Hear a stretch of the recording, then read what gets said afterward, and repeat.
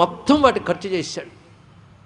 అప్పుడు వీటి కోసం అంత జవసత్వాలు ఖర్చు పెట్టేటప్పుడు వార్ధక్యం త్వరగా వస్తుంది. ఇక్కడ అది తెలుసుకోవాల్సింది. అప్పుడు ఏమవుతుంది అసలు స్వరూపం చూపిస్తున్నాడండి ఇక్కడ.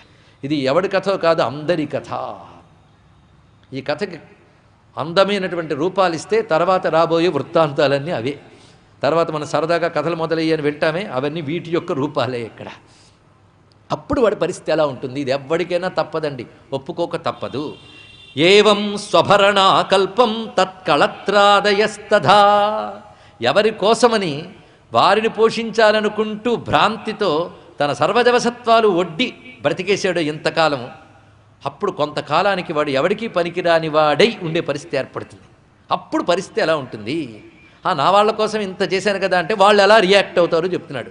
నాద్రియంతే యథాపూర్వం, నాద్రియంతే యథాపూర్వం ఖీనాసా ఇవ గోజరం అన్నాడు ఇక్కడ. అప్పుడు వాళ్ళు వీడు బాగా సంపాదిస్తున్నప్పుడు పోషిస్తున్నప్పుడు చూపించే ప్రేమ వీడి జవసత్వాలుడికి ఒక మూల పడ్డప్పుడు చూపించరు. ఇది సత్యం, ఇది తెలుసుకోవాల్సింది ఇక్కడ. ఎలా చూస్తారంటే కీనాసా ఇవ గోజరం. వ్యవసాయదారులు ముసలి ఎద్దుని ఎలా చూస్తారో అలా చూస్తారు అన్నాడు ఇక్కడ.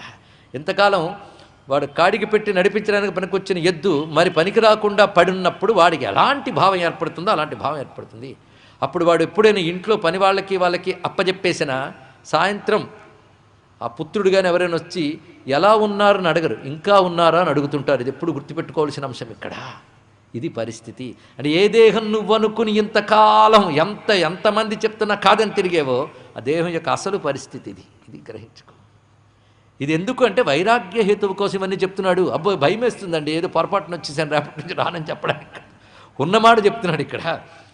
ఇది తెలుసుకో. కొన్నాళ్ళకి వాడికి అలాగే అప్పటికీ వైరాగ్యం పొందట్ట వచ్చింది, అది బాధ. అటువంటి పరిస్థితి ఏర్పడుతుంది. కొంతకాలానికి వాళ్ళు భోజనం పెడతారట. ఎలా పెడతారంటే చెప్తున్నాడు. ఆస్తేవ మత్యోపన్యస్తం గృహపాలయివాహరన్. మధ్యలో శ్లోకాలు చెప్పడం ఎందుకంటే సొంతంగా చెప్పట్లేదని చెప్పడం కోసం. ఇందులో హామయా వ్యప్రదీపాగ్నిరల్పాహారోల్పచేష్టిత. ఏ విధంగా పెడతారంటే కుక్క ముందు పాత్రను పెట్టినట్లుగా. ఇంకా వాటిని కూడా ఒళ్ళో పెట్టుకుని తినిపించడానికి కనిపిస్తుంటాయి కానీ ఆ పాట ఆధారం కూడా ఉండదండి ఇక్కడ. అలా పడేస్తారు అక్కడ. పోనివాడు ఆకలితో ఆబగా తీసుకుంటాడు కానీ శుభ్రంగా తినాలన్నా జఠరాగ్ని మందగించిపోతుంది అప్పటికి. కనుక అల్పాహారం తీసుకుంటాడు, అది సరిగ్గా అరగదు, ఒకచోట పడి ఉంటాడు. ఇన్ని పరిస్థితులు. కొన్నాళ్ళకి గుడ్లు పైకి తేలవేస్తాడు. కఫం కంఠాల్ని శ్వాస మార్గాల్ని మూసేస్తుంది. అందరూ చూస్తూ ఉంటారు కానీ ఏ ఒక్కరు వాడిని తిరిగి కాపాడే స్థితి లేదు. దేహాన్ని కానీ దేహం నేను అనుకుంటున్న వాడిని కానీ కాపాడే స్థితి లేదు. ఆ తర్వాత రావాల్సిన వాళ్ళు వస్తారు. యమదూతౌ తదా ప్రాప్తౌ, ఇద్దరు వస్తారు వాళ్ళు. అప్పుడు వస్తారులేండి. ఇప్పుడు ఇవన్నీ నమ్మకూడదండి అంటే ఇప్పటి నుంచి రారు కనుక నీకు తెలియదు. వాళ్ళు వచ్చిన తర్వాత వాళ్ళని చూశారని చెప్పడం నువ్వు ఉండవు. ఇది తెలుసుకోవాల్సింది ఇక్కడ. అందుకు ముందే తెలుసుకుని జాగ్రత్త పడాలి. భగవంతుడు కనబడతాడో లేదో తెలియదు కానీ వీళ్ళు మాత్రం తప్పకుండా ప్రత్యక్షం అవుతారు, తపస్సు చేయకపోయినా.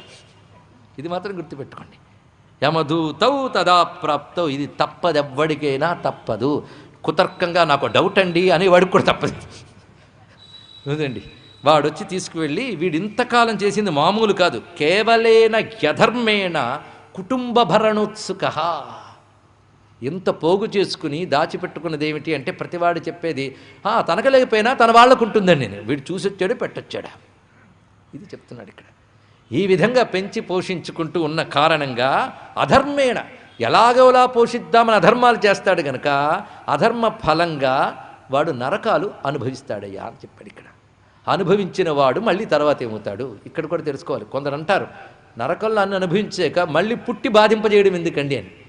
అంటే వీడు చేసినవి సామాన్యం కాదు. కొన్ని నరకంలో అనుభవించాలి, కొన్ని పుట్టి అనుభవించాలి. అలా డివైడ్ చేస్తారు భగవంతుడు. అది తెలుసుకోండి ఇక్కడ.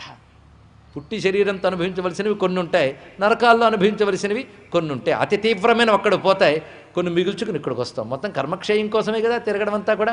క్షయం చేసుకుంటా మళ్ళీ పెంచి పోషించుకుంటే మళ్ళీ వస్తూ ఉంటాం. అంతే, చిన్న విషయం ఏమున్నది ఇక్కడ, హాయిగానే తేలిపోతుంది అని ఇక్కడ కొన్ని గతుల గురించి చెప్తున్నాడు. ఇది చాలా ప్రధానం. జీవుడికి ఎవరికి ఏ గతి వస్తుందో చెప్తున్నాడు.